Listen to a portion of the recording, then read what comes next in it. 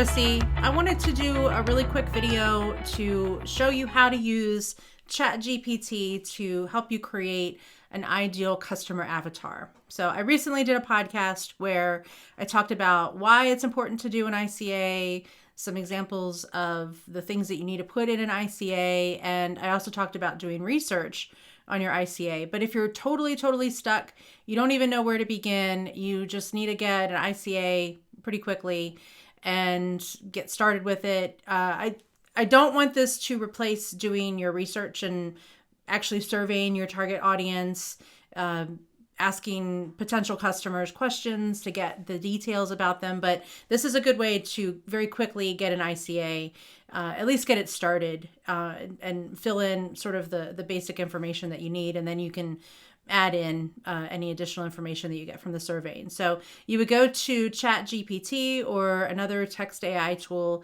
ChatGPT is at chat.openai.com. You do need an account for it, so you'll need to create a free account or a plus account, and then ask it to help you create the ICA. So you do want to give it as much information as possible to get started. So you want to have some idea of who your target audience is, maybe some rough ideas of at least some demographics about your ICA, but then you just put in all that information into ChatGPT. So for example, I'm in ChatGPT right now. I'm going to say, please, because you got to be nice to the AI, you never know, create an ideal customer avatar for a target audience that is interested in finding in-person coding classes for their elementary school age child. The ICA, if you have some basic demographics, would be a woman located in College Park, Maryland, with an income between 75 and 150. All right, so we're going to ask and see what ChatGPT can come up with. And here we go. So they give us the demographics. They give us her income, not a ton of demographics. They at least say where the location is, and we get some background. So let's see. So it says Jennifer is a highly educated and successful professional who lives in College Park, Maryland. Demanding job, requires her to work long hours, values her free time.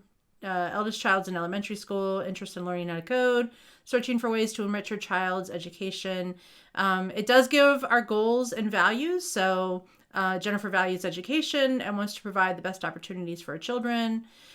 Challenges and pain points. So we can see here Jennifer is a busy working mom and doesn't have a lot of spare time to research and attend classes with her child. So those are her challenges.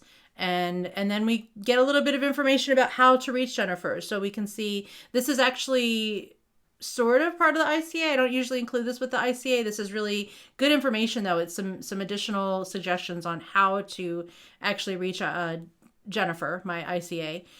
So consider advertising in local parenting magazines and websites, social media platforms, partnering with schools and libraries and things like that. So this will give you at least the basics to get started with your ICA. And then, of course, again, you do want to expand on it using whatever research you've done. So if Jennifer is your ICA, then you would want to survey parents. So go into, Facebook or parents groups on social media. Go to there's apps like Nextdoor where you can reach parents and you can do some surveys there and get some additional information to really flesh this out and fill it in. And it is really important to create your ICA for really any marketing, really for anything you're doing with your business. You need to know who you're trying to reach, and you need to know as much as possible about them. If you haven't gone into learning about why an ICA is important, I do recommend doing a little bit of research into that. I do have a podcast coming out about it. If you follow my podcast, if you don't, it's Website Success. You can find it anywhere. So hopefully this was helpful.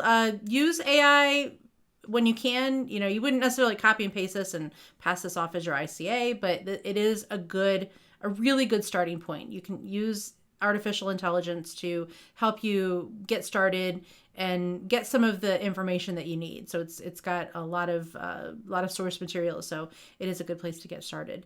If the first response that it gives you isn't exactly what you're looking for, you can coach it. So you can give it additional information. So you can say things like, please revise the ICA to add that Jennifer is a single mom. And you'll see that it will revise. It'll give you an updated target. There we go. So you can see now Jennifer is a full-time working single mother of 2. So single mom, and it will update, and you can refine the output from ChatGPT based on any updates for it. And you can continue to revise it as much as possible. Now, just remember that this is an AI, so it doesn't really know Jennifer. It doesn't really necessarily know the person. It's got some good information about it, but it can use whatever coaching that you give it to do something like that. So again, hopefully you found this helpful. Let me know if you have any questions on anything, and if there's anything else that you'd like me to cover. Thanks for watching.